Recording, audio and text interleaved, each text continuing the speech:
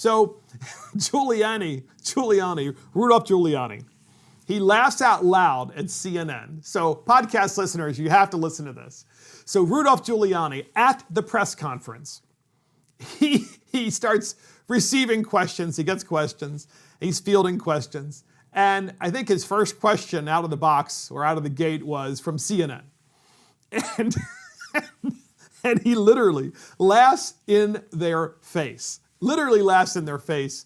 You have to listen to this. It is hysterically funny. We had that clip, and here it is. Sir, is it your goal here to pressure officials and lawmakers in these battleground states to block or delay certification so the GOP can pick their own electors? Is that the end game here?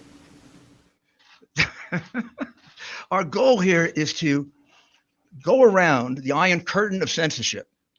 That what publication are you with? CNN. It's to go around the outrageous Iron Curtain of censorship and get facts to the American people that if you were a fair and honest network, you'd have been reporting for the last 2 weeks. These are facts. These are things that actually happened. These people really wrote these affidavits. These affidavits are really part of the public record. You're concealing them, you're covering them up, and our role here is to do your job because you don't do it. Brilliant, right? Brilliant.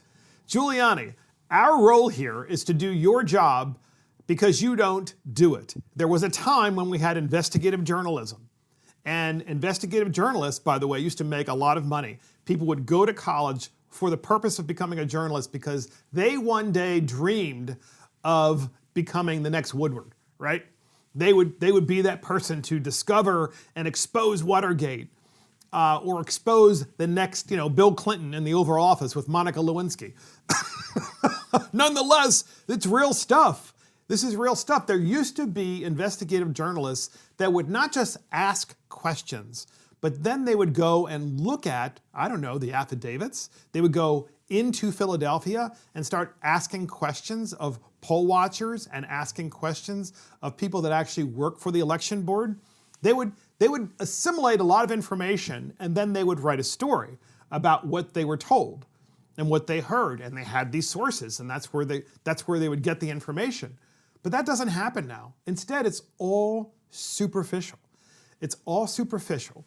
You have CNN there asking another hit job question. They aren't interested in finding any kind of information about election fraud. They're not even interested in listening to it. They just want to report what they're told. And that's why Rudolph Giuliani so clearly and so well uses this term, which I love, which is an iron curtain of censorship, which is what we're calling this podcast, because really that identifies, in my mind, better than anything else, 2020 as it relates to politics. We have an iron curtain of censorship. We have a media that isn't interested in investigative journalism. We have big tech, Facebook, Google, Twitter, just to name a few, that aren't interested in posting anything or allowing you to post anything that in any way questions this election. And in fact, when you pull up Facebook or you pull up Twitter or you pull up anything on Google, by the way, what does it say? Would you like to see the results of the election? Joe Biden won, by the way. Actually, I don't think Joe Biden has won yet because no state that I'm aware of has certified its elections. And until a state certifies its election and then certifies the actual electors that go to the Electoral College, we don't have a president. I mean, you can certainly say Joe Biden appears to be the winner. Stay tuned until until we have an Electoral College vote, or stay tuned until the electors are chosen. Fine. That would at least educate people, but no, big tech isn't interested. So this iron curtain of censorship includes big tech. It includes mainstream media. It includes Hollywood. It includes all of the colleges and universities in America, which, by the way, we're going to talk about later. Later, we're going to talk about something outrageous that's happened from a member of the California Democrat Party and what he said about deprogramming people. But nonetheless, good for you, Rudolph Giuliani, for basically laughing out loud in CNN's face, because I think that's what you have to do to these journalists now, journalists in quotes. because you have to laugh at them. You have to laugh at their face and just say, you're not a journalist. If you were a journalist, you wouldn't work at CNN. If you were really a journalist, you wouldn't work at MSNBC. And I think shaming people about their profession, when they have this education, a 4-year education or maybe even a graduate degree, and they've studied writing and creative writing, and they studied journalism, and then they go and work for these companies, they really can't be taken seriously at this point because the companies themselves are all about propaganda. And I think everybody knows it. So we have another clip from Rudy Giuliani at that particular press conference where the Trump team is taking on many, many lawsuits across the country to show and demonstrate fraud and collusion. Yep, I use that word, collusion, between many Democrat operatives across the country to collude and steal an election by using mail-in ballots, among other things. We have Giuliani, and he says, where's the FBI? Generally speaking, where's the FBI? Because the FBI is responsible for investigating anything that happens in the United States of America. The FBI isn't responsible for investigating overseas issues. They investigate stuff that's happening right here, such as election fraud. Where's the FBI? We had that clip, and here it is. I don't know where the FBI has been for the last 3 years. I have no idea where the FBI has been for the last 4 years. Explain to me how the FBI concealed a memo in the hand of Brennan to Obama saying that Hillary basically made up the Russian collusion plot. They withheld that for 4 years and cost our country $40 million and 2 impeachment, one attempted, one actual, and then an acquittal proceeding. I don't know where they've been. I don't know where they were on the hard drive. They got it 10 months ago. There are clear crimes revealed on it. Didn't do anything with that. I don't know where they are now. Our country has had its ballots counted, calculated, and manipulated in a foreign country with a company controlled by friends of an enemy of the United States.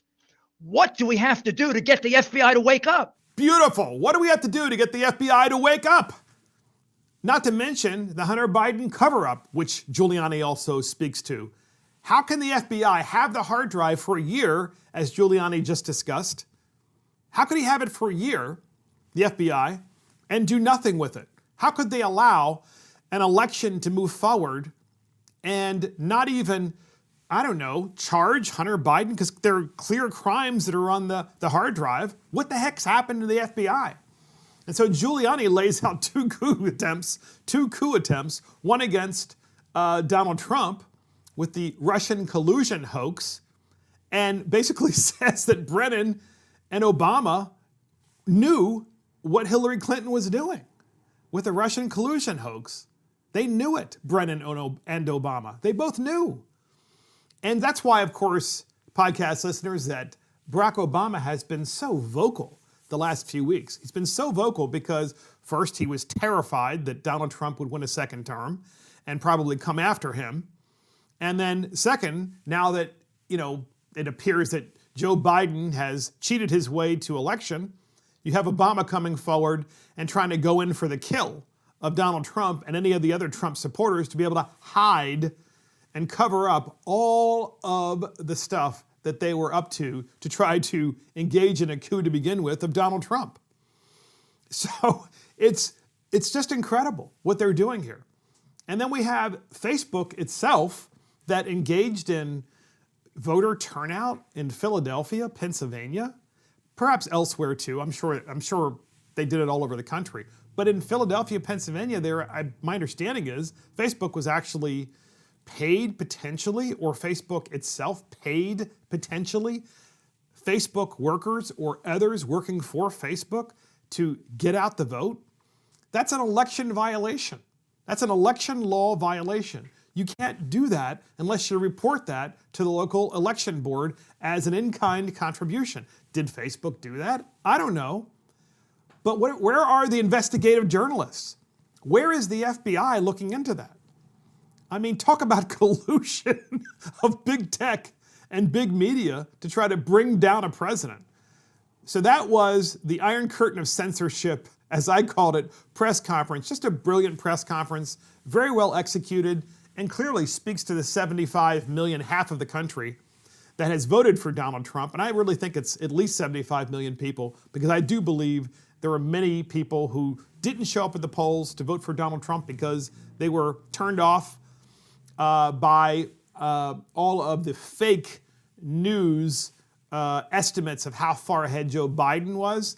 And I also think that there were votes that were taken away from Trump too. I do believe that is a strong possibility, because every time you have a Joe Biden voter submit a fraudulent ballot, that's a vote that's taken away from someone who votes honestly and votes the proper way. It is. It's just wrong.